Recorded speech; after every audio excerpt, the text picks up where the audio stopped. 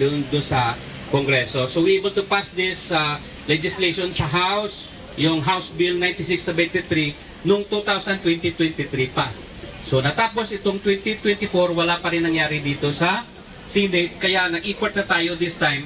Baka matapos itong 19th Congress, walang mangyari sa import ng ating cooperative sector. At tayo ay hindi makausadusan just because talagang we need to update our cooperative code at luma na rin to at same time.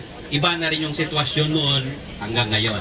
Now, ang mga gusto lang talaga natin ipaabot dito sa inyo is that we are still proposing dito sa Senate na yung ginawa nating tax exemptions ng co-operations, cooperatives para sa kanilang production rather than intindihin pa itong mga pahirap na kung saan may mga rason naman talaga bakit hindi nila nabayaran. So, malaking bagay sana to kung matuloy, no, na mga sa advocacy natin, at pasalamat din dito sa mga transport group, no, sa inyong support.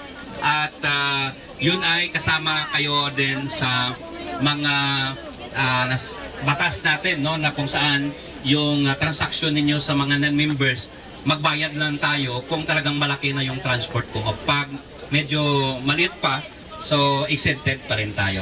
So again, sa inyong lahat, sana tuloy-tuloy ito na pag may mga ginagawa tayo, sama-sama pa rin tayo kasi alam naman natin sa cooperative code, ano nga, pag malakpag, sama-sama, yes, mas lalo tayong lumalakas. Okay, so we hope na di tayo magsawa hanggang hindi natin makuha yung gusto ng ating sektor. So maraming salamat at sana maintindihan tayo ng ating government at dito sa Senado bakit nandito tayo ngayong hapon.